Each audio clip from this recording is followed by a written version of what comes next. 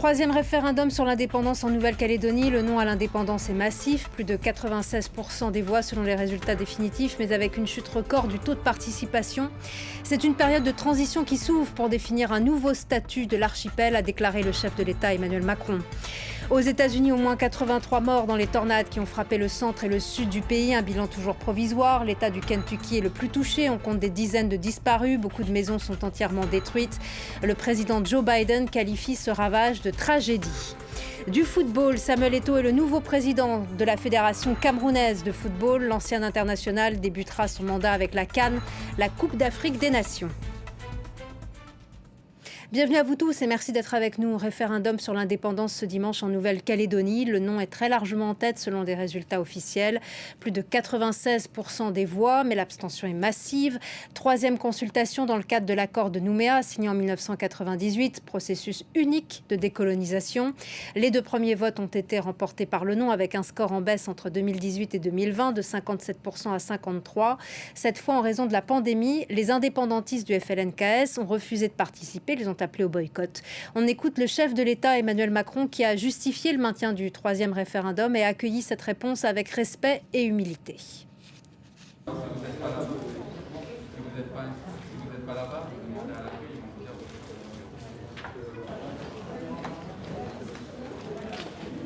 Reprenant les beaux mots de la coutume, j'accueille la réponse de la Nouvelle-Calédonie à la question qui lui était posée avec respect et humilité. Humilité, car nous aurons besoin de temps encore. Si les 3 consultations ont conduit à dire 3 fois non à l'indépendance, chacune apportait un message différent que nous devons prendre en compte dans toute leur épaisseur, et nous ne pouvons ignorer que le corps électoral est resté profondément divisé, malgré le passage des années.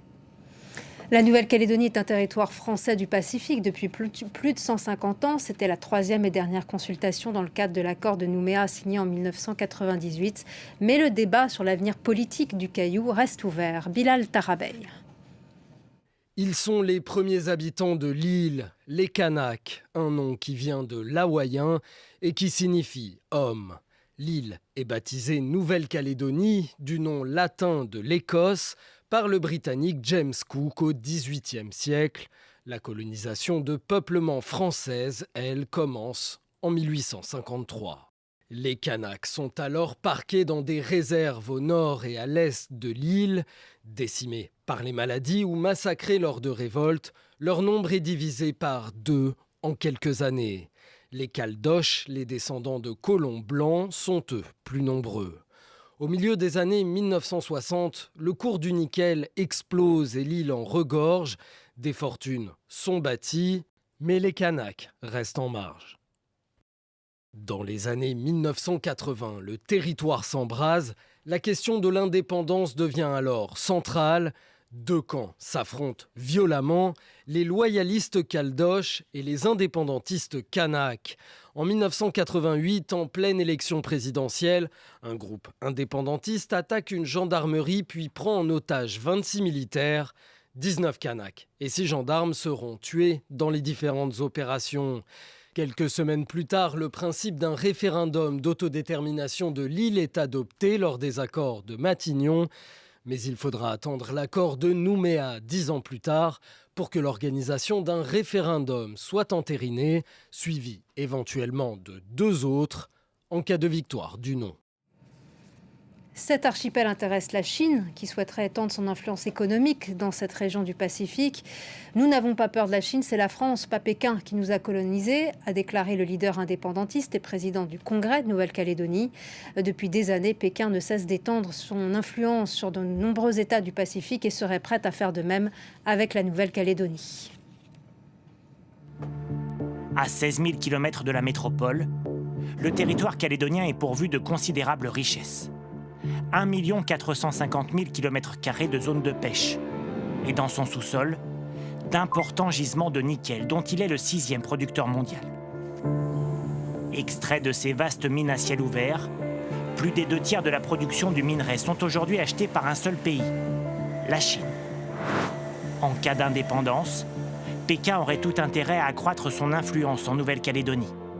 D'autant que dans la région, le territoire est l'un des seuls qui échappe encore à son emprise économique et diplomatique.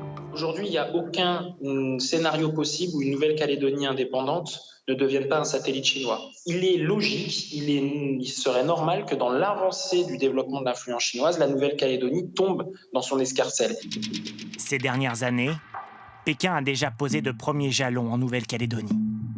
En 2017, l'ambassadeur chinois en France est venu passer une semaine dans l'archipel. Et en guise de souvenir, il a laissé quelques mots remarqués dans le livre d'or. Le paradis du bout du monde est en fait à portée de main. Depuis, d'autres officiels chinois ont fait le déplacement. Parfois à l'initiative de groupes pro-indépendance qui assument un rapprochement avec Pékin. Aujourd'hui, la Chine a une force de frappe financière que n'a pas forcément la France. On sait que la Chine, comme la Russie, dès qu'ils pénètrent un espace, c'est compliqué de les ressortir. Mais ça, on le sait. On n'est pas plus bête que les autres, hein. Sauf que ce sont des choix. Évidemment, l'opération de séduction chinoise inquiète Paris. Avec 1450 militaires en Nouvelle-Calédonie et 950 en Polynésie, la France est loin d'être en position de force. Alors, malgré la promesse de ne pas interférer dans le processus du référendum, le président Macron n'a pu s'empêcher de délivrer quelques messages sans équivoque. La Chine est en train de construire son hégémonie. Pas à pas. Il ne s'agit pas de soulever les peurs. Mais si nous ne nous organisons pas, ce sera quand même bientôt une hégémonie qui réduira nos libertés, nos opportunités, et que nous subirons. En Nouvelle-Calédonie, les autorités françaises veulent coûte que coûte limiter l'influence chinoise. Souhaitées par Pékin, les ouvertures sur place d'un consulat et d'un institut culturel sont pour l'instant refusées par Paris. La pandémie. En France, on compte plus de 53 000 nouveaux cas de Covid pour la seule journée d'hier. L'épidémie circule toujours à grande vitesse dans le pays. Le nombre d'hospitalisations est en hausse et les plans blancs se multiplient dans les hôpitaux. Plus de 2500 personnes se trouvent actuellement en réanimation. La campagne de rappel vaccinal, elle bat son plein et les pharmacies ont la possibilité d'ouvrir le dimanche à partir d'aujourd'hui. Faire sa dose de rappel en pharmacie le dimanche, c'est désormais possible, même si pour l'heure, peu de professionnels répondent à l'appel, faute de personnel ou de doses précommandées. Mais ce matin, devant cette pharmacie parisienne, les vaccinés du jour saluent l'initiative. On n'a pas trouvé d'autres solutions, donc le dimanche, on se lève un peu plus tôt que d'habitude, mais c'est très pratique. Super pratique parce qu'on a pu venir justement tous les trois ensemble parce que c'est un dimanche. Depuis le début de la campagne de rappel, 14,3 millions de personnes ont reçu une troisième dose. Dans le même temps, les contaminations continuent d'augmenter, 50 000 cas en moyenne comptabilisés cette semaine. Un chiffre haut, mais qui pourrait se stabiliser prochainement. Il est probable que nous atteignions un pic de contamination dans les jours à venir. Après ce pic, le nombre de cas de variant Delta est censé baisser.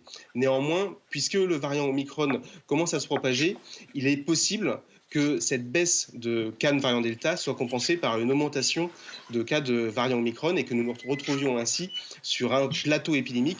Actuellement, 2539 personnes sont soignées dans les services de réanimation français. C'est presque 2 fois moins que lors de la 3e vague l'an dernier à la mi-novembre. Pour éviter que la situation ne s'aggrave dans les hôpitaux, les professionnels de santé appellent au bon sens, éviter les rassemblements en intérieur sans masque et respecter les gestes barrières. Aux États-Unis, le bilan de la série de tornades extrêmement puissantes est d'au moins 83 morts, un bilan provisoire qui risque de dépasser les 100 morts. Les dizaines de tornades ont traversé 5 États. Les dégâts sont impressionnants. C'est le Kentucky qui est le plus touché, particulièrement la petite ville de Mayfield. Des quartiers résidentiels entiers sont détruits, il ne reste que des ruines. Partout dans la ville, des bâtiments ont été dévastés, des véhicules renversés, des arbres éparpillés dans les rues. Les secouristes continuent leurs recherches. La ville est actuellement sous couvre-feu jusqu'à demain. Antoine Fenot. Balayé comme un fétu de paille, le centre de Mayfield dans le Kentucky est réduit par endroits en un champ de ruines. Une ville de 10 000 habitants, épicentre du passage de plusieurs tornades dévastatrices ayant balayé le centre des États-Unis. Le bilan est dramatique, plusieurs dizaines de morts, une catastrophe historique selon le gouverneur de l'État. This will be, I believe, the deadliest tornado system to ever run through Kentucky. Now, earlier this morning at about 5 a.m., we were pretty sure that we would lose over 50 Kentuckians. I'm now certain that that number is north of 70. It may, in fact, end up exceeding 100. Le Kentucky n'est pas le seul État à avoir subi les ravages de ce système de tornades. Le Tennessee et l'Arkansas déplorent plusieurs morts. Dans l'Illinois, plusieurs personnes sont décédées dans cet entrepôt d'Amazon. Toutes travaillaient de nuit dans le bâtiment quand le toit s'est effondré. Joe Biden, le président américain, de son côté, a également pris la mesure du phénomène en annonçant le déploiement des agences fédérales d'urgence dans les zones sinistrées. I'm monitoring the situation very closely since early this morning. This is likely to be one of the largest tornado outbreaks in our history.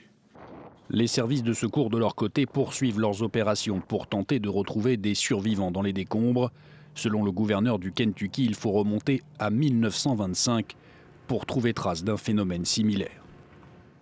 Longtemps superstar du football africain, Samuel Eto'o va entamer une nouvelle vie. L'ancien buteur des Lions Indomptables a été élu président de la Fédération camerounaise de football. Son mandat débutera avec la CAN. Kevin Battista, Caris Garland et Marcel Amoko nous racontent la suite. La joie des soutiens de Samuel Eto'o à l'énoncé du verdict. Leur candidat est élu président de la Fédération camerounaise de football. Vainqueur avec 12 voix d'écart, Samuel Eto'o a battu Seydou Mbombo. Sa campagne avait reçu le soutien de plusieurs de ses anciens coéquipiers. Je pense que c'est une grosse satisfaction pour Samuel et pour tous les footballeurs en fait. Parce qu'aujourd'hui, on dit souvent que les footballeurs n'ont pas leur place dans l'administration. Samuel aujourd'hui gagne des élections. Je pense qu'aujourd'hui c'est comme si tous les footballeurs devenaient présidents de la fédération, d'une fédération. Révélé au Real Madrid avant de briller notamment au FC Barcelone et à l'Inter Milan, Samuel Eto'o est considéré comme l'un des meilleurs attaquants des années 2000. Il est à ce jour le buteur le plus prolifique des Lions Indomptables, la sélection camerounaise. Sur les réseaux sociaux, l'ancien joueur dit vivre avec cette élection le moment le plus fier de sa vie. Parmi ses promesses de campagne, développer le football féminin et lutter contre la corruption, des actions attendues par ses soutiens.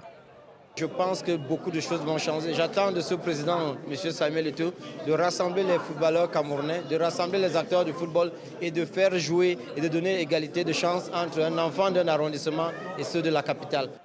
Le mandat de Samuel Eto'o doit durer 4 ans. Des dossiers urgents l'attendent déjà. Le Cameroun doit notamment accueillir la Coupe d'Afrique des Nations en janvier prochain.